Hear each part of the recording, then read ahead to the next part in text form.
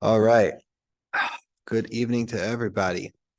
We tonight are taking a break from our normal scheduled shiur on tefillah, and we are going to tangent onto Inyana D'Yoma, right, to current events or to the topic of the day, which is Purim. Tomorrow is Ta'anit Esther, and on Sunday is Purim. So I give tonight's shiur with a asterisk that I am woefully under qualified and underprepared to give the shiur that we're giving tonight because I simply don't know enough about the parodies and the Piyyut team that were written for Purim. I bit off more than I can chew this week, and the amount of Piyyut team and parodies that were written over the past 2,000 years was really overwhelming. So tonight I'll share with you what it is that I learned about this week and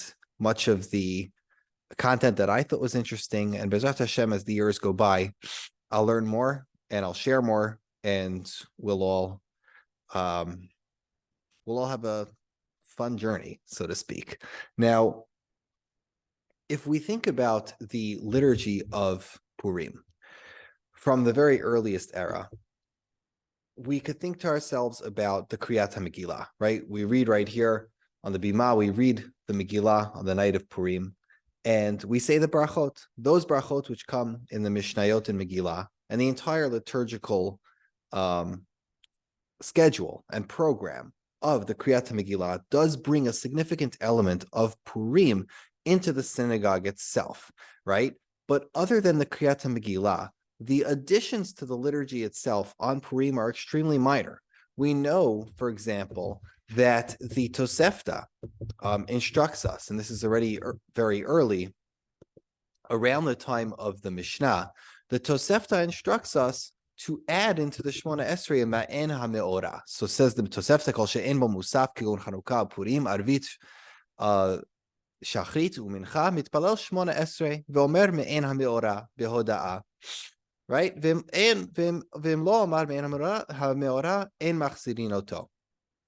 Right from here in the Tosefta, we see that.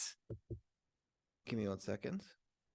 Yeah, right from here in the Tosefta, we see that the addition to the liturgy of Purim was really minor. In the time of the Mishnah, they didn't even have a name or a set liturgy for this addition to Modim. Like today, we know it as Al Hanisim, but that wasn't an instant development. As I discussed in previous Shiurim, Al Hanisim as a prayer can only be traced to the early Gaonic era. That's the earliest we could really find it. In the time of the early Gaonim in Eretz Yisrael, we find such a prayer being composed. Also in Bavel, they borrowed extensively from the prayer in Eretz Yisrael. And what ended up happening was that the Jews of Eretz Yisrael developed a nusach called Kinisei Pila'echa, like the miracles of your wonders that you perform. Socially, you perform wonders for us, a very short prayer, while our prayer, Al Hanisim, is more extensive.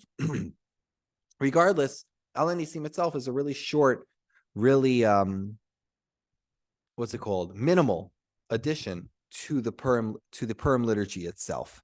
Now, one who knows a lot about Piyyut might say to themselves, well, I know, if you're going to think, if someone was going to add, if one was going to add extra elements to the liturgy on Purim, it wouldn't be on the day of Purim itself, because if you think about it, the day of Purim itself, people are busy. They don't want to really stick around in shul. They want to go have fun, drink, be merry. In shul itself, perhaps I won't find many piyutim, and I won't find many expansions to the liturgy. But not on the day of Purim, such as Ta'anit Esther. Maybe on Ta'anit Esther, that's where all the piyutim are. Maybe there are kinot from Eretz Yisrael or slichot from Bavel. Perhaps in that era, I can find, just like Rabbi Elazar HaKalir has so many piyutim for Tisha B'Av, maybe Rabbi Elazar HaKalir wrote piyutim and kinot or slichot not slichot because that wasn't their genre, but at least kinot for Ta'anit Esther. Perhaps he wrote some sort of inspirational thing for Ta'anit Esther. And the comedy to that assumption is that in Eretz Yisrael, they didn't have Ta'anit Esther. What many people who aren't fluent in halacha don't know is that Ta'anit Esther is not a Talmudic fast. It doesn't come from the Gemara. Ta'anit Esther was invented after the time of the Gemara, and Ta'anit Esther is really a custom that developed in Bavel in the time of the Geonim. So in Eretz Yisrael, they simply didn't have this custom of fasting on Yud Gimel Adar. Rather, they had a custom of fasting Behab, meaning Monday, Thursday, Monday, after Ta'anit Esther. And this custom even pervaded into the Middle Ages. The Machaber also mentions this custom, not instead of Ta'anit Esther, but as in addition to Ta'anit Esther. Another fact people don't know is that it's impossible that during Bayit Sheni anybody would have fasted Ta'anit Esther. Why? Because if you look in Megillat Ta'anit, in the actual list of Tanaic era days which were prohibited from fasting, Yud Gimel Adar is one of those days. Yud Gimel Adar is called Yom Nikanor. It was a celebration in the time of the Second Temple for the day when Yehuda HaMaccabee defeated General Nikanor from the Roman army. And this defeat of this miraculous defeat of Judas Maccabeus was immortalized in this holiday called Yom Nikanor on Yud Gimel Adar. It was only after the Churban, during the time of the later Tanaim, when the Megillat Ta'anit fell into disuse, that it was possible for a day like this to be used as a fast, because otherwise it was strictly prohibited in the Megillat Ta'anit, which is a list of days in which you do not fast. So that's just a little known history of Ta'anit Esther, and that's why we don't find Yossi Bar Yossi or Rabbi Elazar Kalir or Pinchas HaKohen or any of the great Paitanim from Eretz Yisrael. We don't find them writing Piyutim for the Ta'anit of Esther. Rather, we only find them writing Piyutim for the day of Purim itself. Now, because the day of Purim has a normal Shmona Esrei, therefore, the type of kirova, the type of poetic oeuvre which they would write for the liturgy had to be a poetry which fit into 18 brachot of Shmona Esrei. Now, the academics call this a krovat yudchet. They call this a krova written for the 18 blessings of Shmona Esrei. And what this essentially does is that it replaces the standard 18 blessings of the Shmona Esrei with the 18 blessings of, the 18 poems of the Paitan. And Rabbi Elazar HaKalir has a very famous one called Vayehav Omen. This one was said up until the Middle Ages, and it's fairly easy to find. You can even find some Sfarim which have a whole pirush on it. There's a shorter version of it, there's a longer version of it, but Vayehav Omen, Kalir's version of this Krovat Yudchet, although it's not funny at all, and it's really just a krova for Purim, was popular in many Ashkenazi kihilot for Purim Day. Now, the caveat there is that it's not very long. It's kind of a short, one of his shorter poems. And it's probably because nobody would have had the patience on Purim for a much longer set of Piyutim. That's just my assumption. Or perhaps people were enthusiastic about the poetry, but my feeling is that nobody really had the time for a much longer one. Now, again, in Eretz Yisrael, in the sphere of Rabbi Elazar HaKalir, they didn't really say Kedusha on a day which didn't have Musaf. So Purim, Chanukah, there was no Musaf on those days, and therefore there's no Kedusha. It was only later in like the 10th, maybe 9th centuries when the people in Eretz Yisrael began to adopt some of the Babylonian customs that we find that some people in Eretz Yisrael added Kedusha to Purim.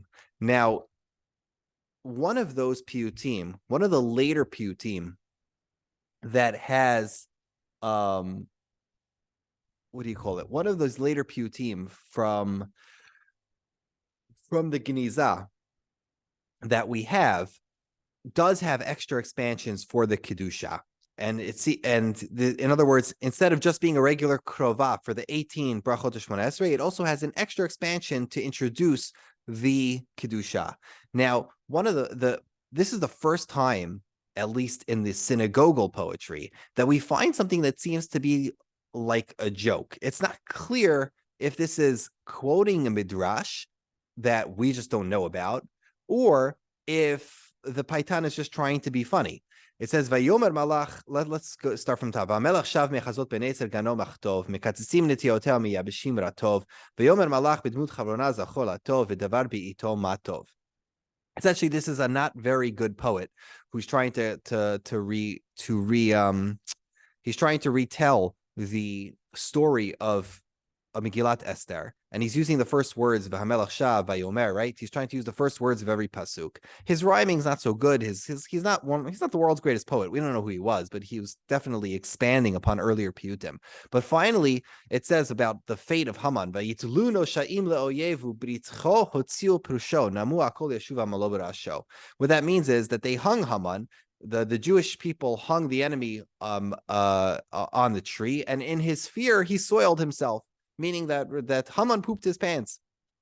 And everybody said to themselves, Yashuv Amalo B'Rosho, that he got what deserved on his head. So this is like the first time that you find in any of the piyutim of Purim that somebody, that at least one that's meant for the synagogue, that somebody's taking a stab at humor to some degree. Now, would the rabbis have liked it? I don't really know. Maybe that would have made the rabbis bristle, but someone snuck in a joke there. And if it's not a joke, then maybe it's a medrash that we don't know about, that Haman was so scared that he soiled himself. This is not just one anecdote from this early piyut. Now, one of these piyutim of Shmona Esrei also has a very interesting anecdote, probably from a midrash that none of us know about, or none of us at least know how to find. Apparently, there's a completely let me find it for you. There we go. Okay, there's the people of Eretz Yisrael had access to midrashim that we today don't know about, and one of these midrashim says as follows. It says that Mordechai, at least the way the Piyyut describes it, is that Mordechai asked to three children, Pisokli Pisukech. Pisokli Pisukech is a form of prophecy. It's when a distinguished Talmid Chacham will go to children and he'll say, tell me the pasuk that you learned in yeshiva today, because he's seeking a guidance from heaven. And he wants to know what he should do further, and what the child told him is something that he's going to obey. So here's this siluk of Uvchena Ritzach Elokeinu. I'm just going to start then here. Bayom Harishon ba Mordechai. This is talking about the 3 days of fasting.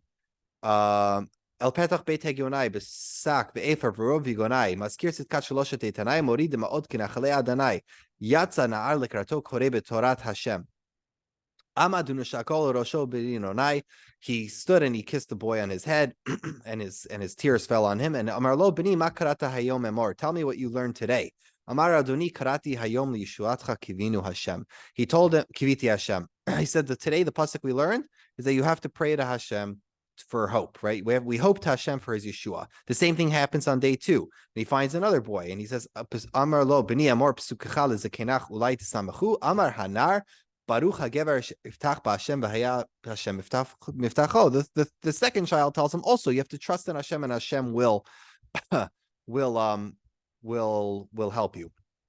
Finally, the last kid, biyado achad asar kitaveo amar lo b'ni amor pisukach lezkenach ulai yavir yogoneo amar hanar bor korah ve'yechapreo. Finally, the third child tells Mordechai that the Haman dug his own grave, essentially. And this, now the nature of this piyut, just because it's for Kedusha of Krovat Yuchet, tells us that it's very late. It's probably from the 10th century, and the style as well. However, it clearly shows that the poet is aware of a midrash that we're not aware of, or that he's embellishing the midrashim of Esther on his own accord. Now, in their times, adding embellishments to legends weren't lying. For them, it wasn't like fabrication. For them, it was a form of positive embellishment. For them, adding details to legend made it more holy and more grand. It wasn't something that they were trying to do to lie. Therefore, it's possible that this is a midrash that we're unaware of, and this would make this early Purim poem also not just a source for us for parody, and not just a source for early festivities of Purim. It's also a source for early midrashim of Purim that might have been lost to us. Okay, Now, as I mentioned, many of these piyutim are not liturgical. And in contrast to being liturgical, many of them were written to be said around the table, to be said in public readings, or to be sung.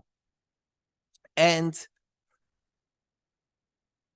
if we were really to explore the earliest forms of Piyyut for Purim, we have to leave the synagogue, and we have to look for Piyyutim written for public use. Now, I'm going to take you on a bit of a journey here to a genre of Piyyutim that we've discussed here before. This is a genre of Piyyutim called Piyyutei. Let's call it for today, we'll call it Piyyutei B'nai Marava, right? These are the earliest Piyyutim that we know of, some of the earliest Piyyutim that we know of that are outside of the Bible. There's a book put out in, I think, 1999 it's called Shirat B'nai Marava by Yosef Yalom and Michael Sokolov. The objective of this book was to decode the earliest types of Jewish poetry. Now, what many people don't know is that the earliest forms of Piyyut that are known to Judaism were written in Aramaic.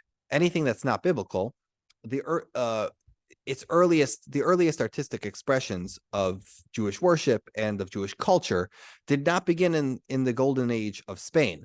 The earliest poetic cultures grew up in Eretz Yisrael in the let's call it in the Byzantine era. So essentially, the Jews of Eretz Yisrael that lived in the 200s, the 300s, the 400s, and the 500s, those Jews developed a culture of poetry. And that culture of poetry was primarily in what's called Jewish Palestinian Aramaic, or a dialect of Aramaic specific to the Jews of Eretz Yisrael in that time. And their poetry came down to us in a few very interesting ways. One way that it came down to us is obviously from the Machzorim of the Greek and the Roman Jews. They maintained a lot of very old piyutim, which were in Aramaic, and these were used for liturgical use. Then we have some piyutim from the Cairo Geniza. We have some piyutim from papyrus from Egypt, literal papyri, which are just old enough that they're almost 2,000 years old. And finally, some of them come from the Megillat, from the Targum Sheni of Esther. So just to explain, how do we know that these are so old? How do we know that these piyutim are actually like 1,700 years old, 1,800 years old? So one of the ways you know this is, of course, from the language. You cannot fake, especially in poetry, you cannot fake grammar and vocabulary that's that good. You have to be a native speaker of that ancient form of Aramaic to put the mems in the right place, to put the nuns in the right place, to have all the suffixes and prefixes correct, to borrow words from the contemporary Greek, to have an extensive vocabulary. You simply cannot fake that, especially in a literary genre like poetry. Much later, we know that much later Paitanim from the 12th century tried writing in Aramaic just to show their academic chops. And from a grammar perspective, it's woefully inadequate. Just they don't have any access to contemporary words. They don't understand the grammar perfectly, and they tried, but they simply couldn't write poetry in a tongue that wasn't their native tongue. Another way that we know that these piyutim are very ancient is that some of these piyutim, especially the ones for Purim, will mention things that cannot be later than the 4th century. For example, one of the piyutim for Purim mentions the gladiator fights of the Colosseums. We know that the Colosseums were closed in the mid 4th century, meaning in the mid 300s. The Colosseums were closed in the Roman Empire when Christianity became the state religion of the Roman Empire, or at least the Byzantine Empire, though they saw it as the Roman Empire. They closed the Colosseums. And therefore, if these early piyutim, these early parodies from that were written in this Aramaic mention the Colosseums or gladiator fights, they must be from the mid 300s, which is just astonishingly old. Now, as I said, one of the other sources for this is the Targum Sheni of Esther. The Targum Sheni of Esther is a fascinating Targum. It's really a medrash, and it's pictured here from I believe it's the Valmonada. I forgot how to pronounce that. Give me a second. It's the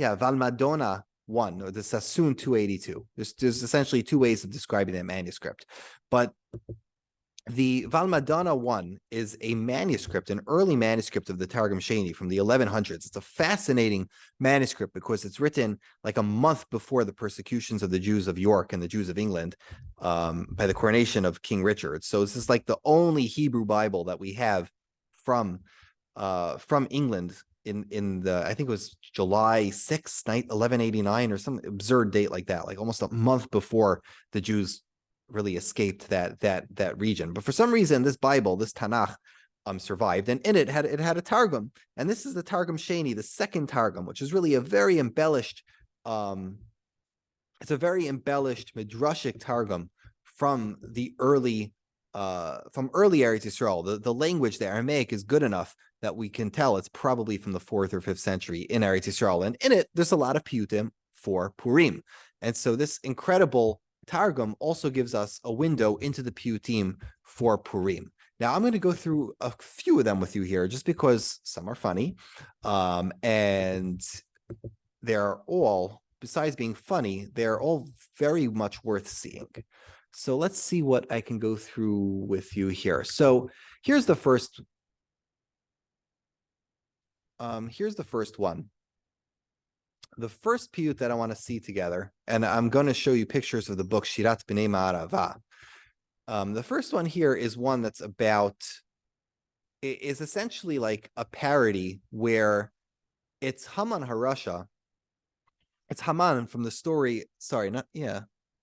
It's Haman appealing and talking to all the evil people who tried to persecute the Jews in the history of the Jewish people. Haman is speaking to all of them. And one by one, all of them say, "Oh, you have it so bad. Look at me." And finally, we get down to here. Look at this Piyyut with me together.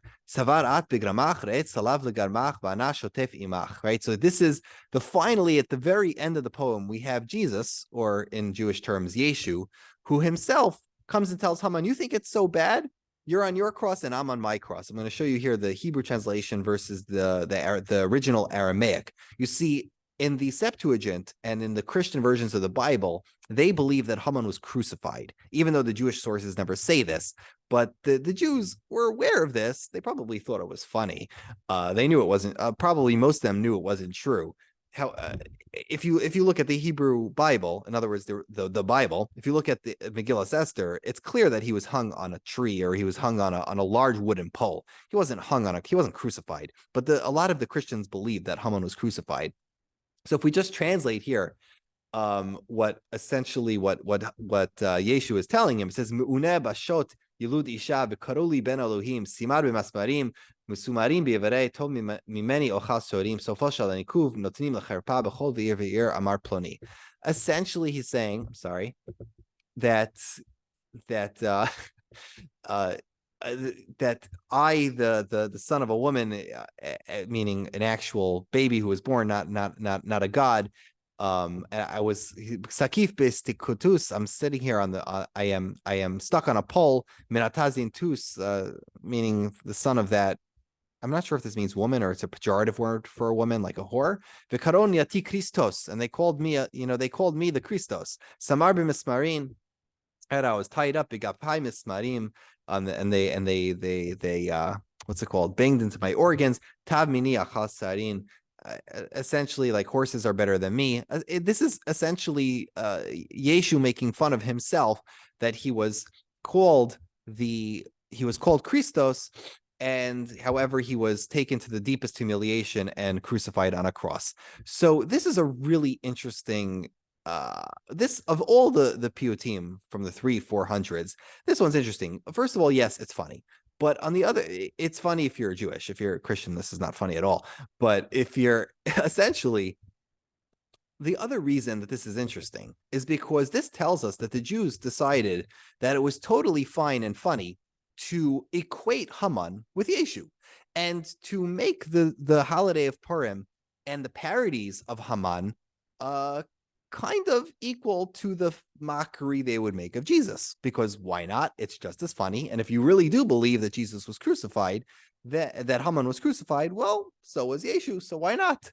And what ends up happening is that we know for sure that Theodosius II, who was one of the Byzantine kings, issued a proclamation. This is in the Theodosian Code 16:818.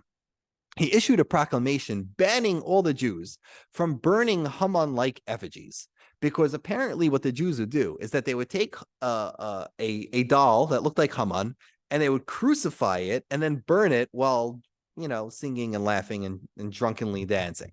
So I'll just read a few here. The governors of the provinces shall prohibit the Jews from setting fire to a man in recollection of his past punishment in a certain ceremony of their festival, and from burning with sacrilegious intent a form similar to the Holy Cross in contempt of the Christian faith, so that they do not mix the sign of our faith with their jokes, but they shall restrain their rights from the contempt of Christian law, for they without a doubt will lose what has been permitted to them until now, unless they abstain from that which has been forbidden. In other words, watch out, because all the rights and privileges we've given to you, we're going to take away if you dare do this again. Essentially, what we see is that in the 400s, the Jews thought it was funny, if not hilarious, to go ahead and write jokes and poems and plays and theater and have all sorts of fun mocking Haman HaRasha, but also incorporating into it a mockery of Christianity. This is fascinating because at that time in the 400s, Christianity was a very new religion, and it was new to the statehood, to the government, to have a state religion. And so we see there's a pushback from the civilian population, especially the minorities like the Jews, who are saying like, yeah, nope, yeah, we don't care. It's kind of funny that your government wants to have a state religion, but we really don't care. And they decided to make as much fun of the religion as they could. As the centuries moved on and the church became much more ascendant, and the church became a much more powerful political movement, which was more than just a habit or a favorite pet of the government, this kind of revelry became much more dangerous. It wasn't just something that the king could write one edict and say, no, stop doing that, or else it was going to be something that would be much, much, much more dangerous for the Jews to try. Okay, but let's go back to our Piyyutim from the Jews of Eretz Yisrael. Here's one where there's where this mimics the midrash which is known to us. There's a midrash which discusses all of the trees fighting over who should or should not be the one to hang Haman. And if you look here on the bottom, Sokolov and Yahalom put together a list of the Targum Sheni, the Esther Rabbah, and the different manuscripts, which all have different lists of all the trees: the Gefen, the Te'ena, the Rimon, the Egos, the Etrog, the Hadas, the Zayit, the Tapuach, all the different trees who were fighting and finally got I think it was the Erez or the Coats, it depends on the version, which essentially won, the cedar tree or the thorn tree, which essentially won this fight. And so we find here, it begins, Hazinu li atitu li alana b'chol shati liya, deshati lu min yomad d'bereshit, dvar hamadata ba'il masak la'chalsanira, l'alkasenaraya, which we don't know what it means, dvar pandat, shel ban padira. In other words, Hazinu li ha'etzim b'chol ha'netiyot shenishtalu miyom bereshit sheben hamadata bikesh la'alot. Haman is asking to get hanged, l'alexandria shel ben pandira. We don't know exactly what that means, but I believe Ben Pandira is a euphemism for Yeshu, meaning in the same way as Yeshu got killed. And finally, we have essentially we have this banter going on back and forth. Finally, I think it's the Erez that wins. Yeah, okay. Now, finally, the last one that I want to discuss is the Kina of Zeresh.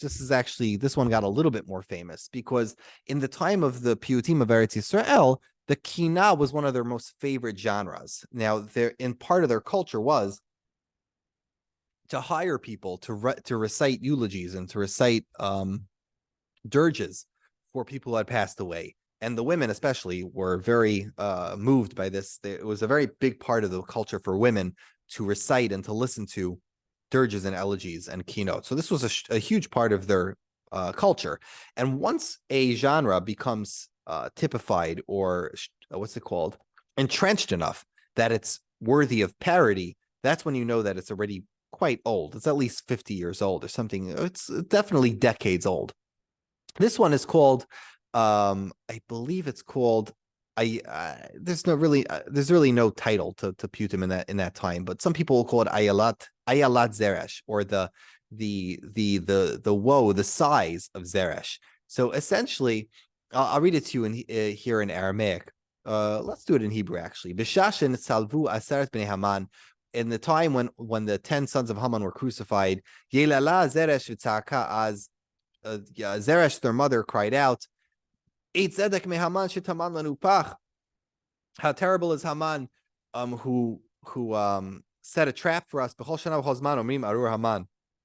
Every year and every time we will sing Arur Haman. And then over and over, there's this rhyme at the end, which is Waila Uma Mateta Albira, and then the name of the son. So Waila Uma Matata in Aramaic would mean Oila Uma Shakrauta, like woe and I don't know what the English word is for this, but oh and woe is to Zeresh, and for what happened to her on her son Parshandata.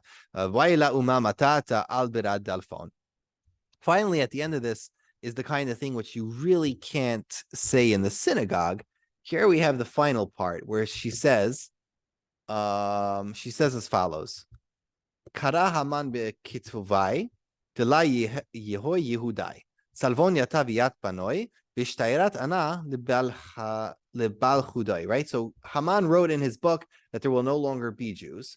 They crucified him and his sons, and I am left myself. Raima havina b'amatai bavdai. I'm left alone with my servants and maidservants. Waila umamateta albera aridai. And woe and oh and woe unto me for my son Aridai. Finally, Shimema anayativa, alone I sit, min kol zaviata, wherever I go, I feel alone. Anau baita masarina bista. Me and my household were given for plunder.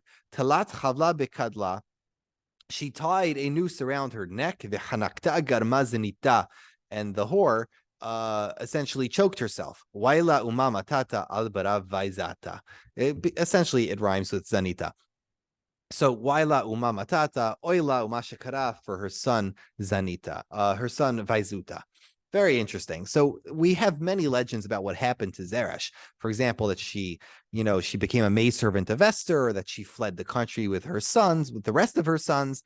But this is not a medrash that we're aware of, that she went ahead and committed suicide. That's not a medrash that we're aware of. Most likely, he's making this up, the author, and it was just kind of funny. This is not the kind of thing, of course, that you could sing in the synagogue. I just can't imagine. It calls her a zona, a whore, more than once in this poem. So I just cannot imagine that this is the kind of thing that was put into a synagogue prayer. And one last thing I'll show you is here. This is Piyyut Chaf Vav.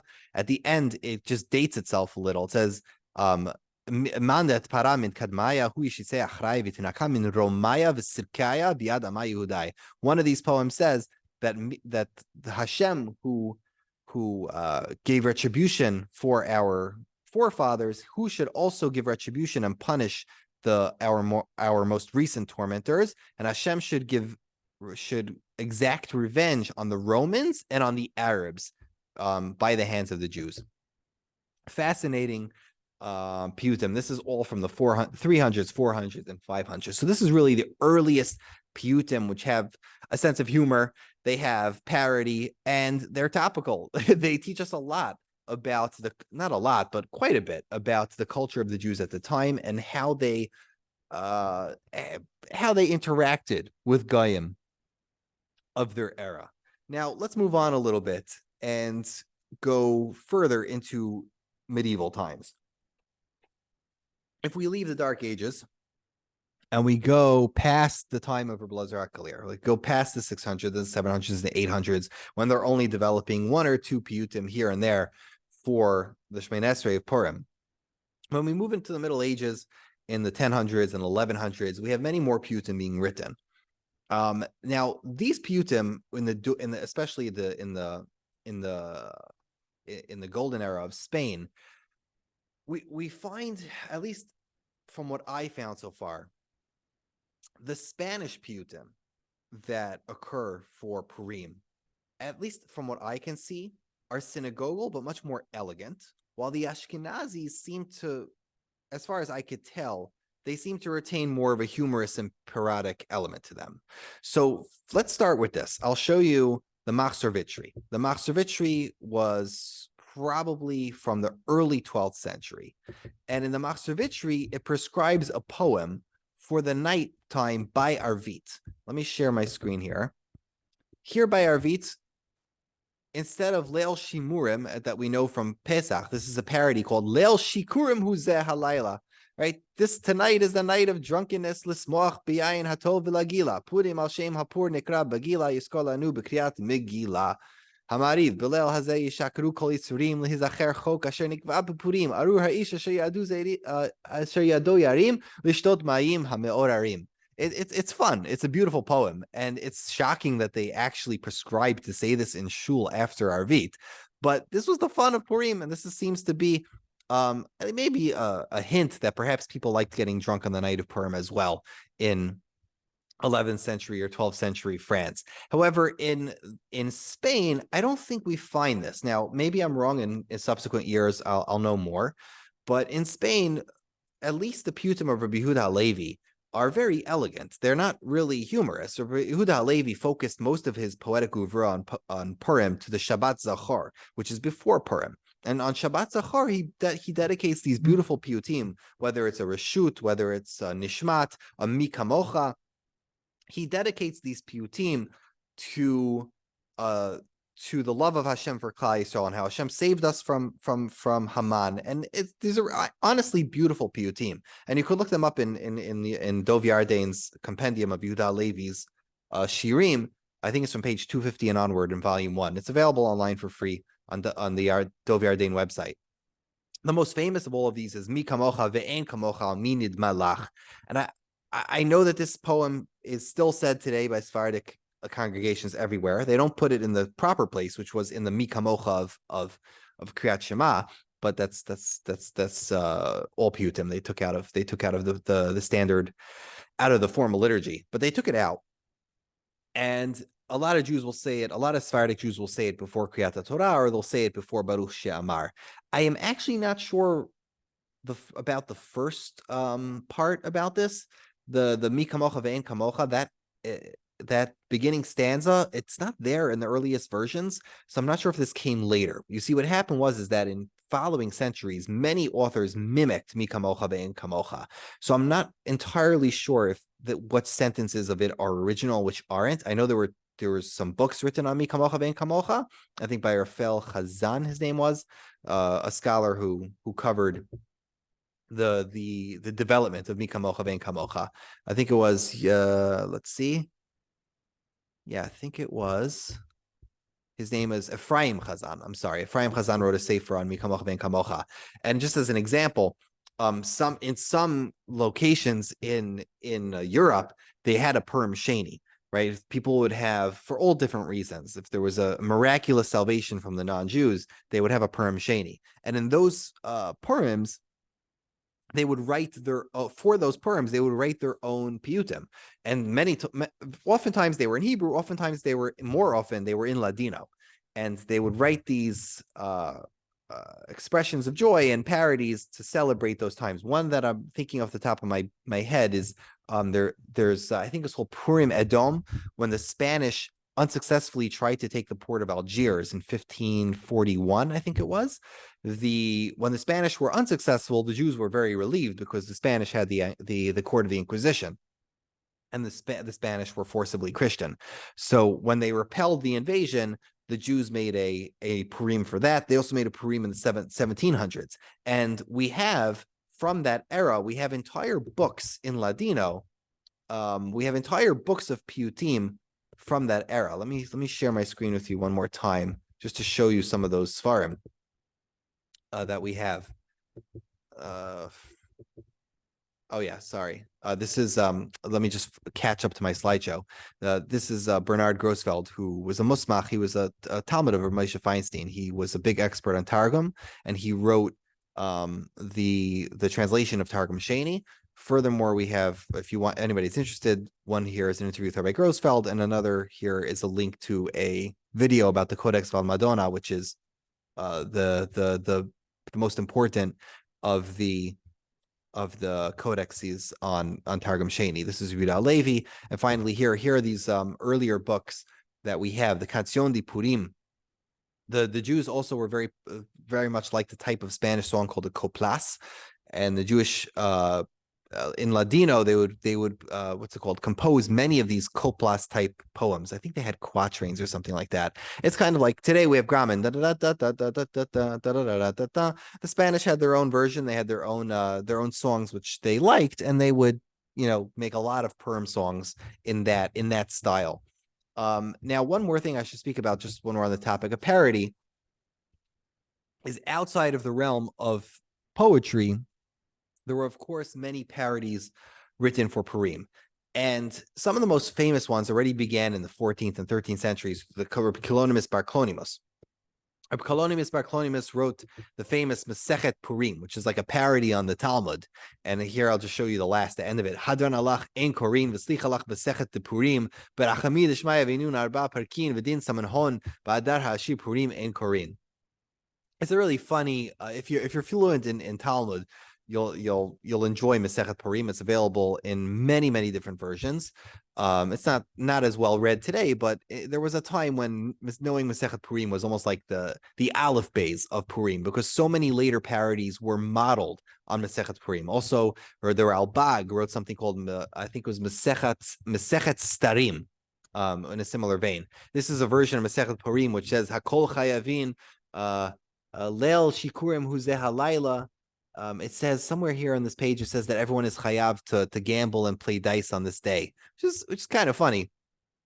But this is the one of the many versions. I think this is from the Belinsky collection. This version here of Masechet Purim. Now, if anyone wants to study parody more deeply, there's none other than the king himself, Yisrael Davidson, who finds it funny to take two profile photos of himself, one with a pipe, one without a pipe. But he wrote a very important book called Parody in Jewish Literature. And in this book, which is available for free online if you want it, it's also available. You could get it printed by Amazon for $30. In this book, in the early 1900s, he probably did one of the most important reviews of parody in Jewish literature. He spends a couple of chapters discussing these parodies, such as the parody of Kleinmus Bar Kleinmus and the parody of the Ralbag. What's most important about those parodies, just to give you historical context, is that those parodies actually give us a lot of information about contemporary culture, while the later ones are just copies of the original ones. So they give us less information about the contemporary culture. It's not until many hundreds of years later when people start to get almost like original again, and they start adding, they start adding elements into their parodies, which give us a glimpse into contemporary culture. Now, Davidson's important because he has a list, as does Moritz Steinsnyder in German. Moritz Steinsnyder and Yisrael Davidson, and Avram Meir Haberman also has a shorter list of all the piyutim of Purim that were parodies. And I think it's probably around 100 that we know of, Ad Yom Hazeh. And honestly, every year there are more. Every year somebody else is publishing a new song or a new poem or a new parody for Purim.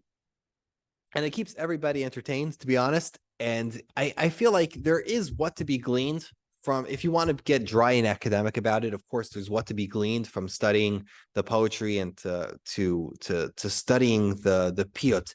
But on the other hand, some of it is not taken too seriously. Like sometimes you with the hindsight, will take some of these Piyyutim more seriously than they took themselves. When the Piyyut itself was written in jest, you don't always know if the Piyyut itself should be taken so seriously, and if you could take everything inside these Piyyutim as fact. On the flip side, parody in Jewish literature is a really important genre. There are many subtypes of this genre. There's many subtypes of parody, of the genre of parody in Jewish literature. There's many subtypes of the genre of Purim parody. But in general, in Jewish parody, what we find is that, as Charles Davidson puts it, is that you have the preacher disguised as the jester. Very often, the person who is making the jokes in a Jewish parody is giving a veiled criticism to the people of his time. He's giving this is honestly true comedy, where you're finding a way to take your observations and your criticisms of contemporary life, contemporary Jewry, or contemporary oppressors, and to find ways to make it funny and to find ways to criticize ourselves and to criticize other people, which won't get you in too much trouble. And that's just really where, you know, Jewish humor has always shined in the ability to criticize and the ability to criticize ourselves and other people without getting in too much trouble. This is really why, as a minority, we've always excelled at parody, because we had to always toe that line between the permissible and the impermissible, what was going to get us in real trouble or what was just going to be someone was going to let it slide. And we always had to be able to carefully dance across that line. That's really the beauty of Jewish parody. So now there's hundreds of years, at least especially the modern era and in the medieval era of Jewish poetry and parody that we did not cover tonight. And I really wish that we could and we should. There's parody in Hebrew, there's parody in Yiddish, there's Piyutim and poetry in Ladino, and in every language there were Piyutim and poems written for Purim. B'ezrat Hashem, in the coming years, I will know more about these. We will discuss them. Maybe I'll know. I didn't have time to get to that Sefer on Mikamocha. I hope to get to it. And B'ezrat Hashem, we will know more as we trudge along. So thank you, everybody, for your time and for your attention. And if anybody has any questions or anybody has information that I'm unaware of, please let me know. I would love to learn more about the Piyutim of Purim. And everybody should have a Purim Sameach. And with that, I will pause the recording.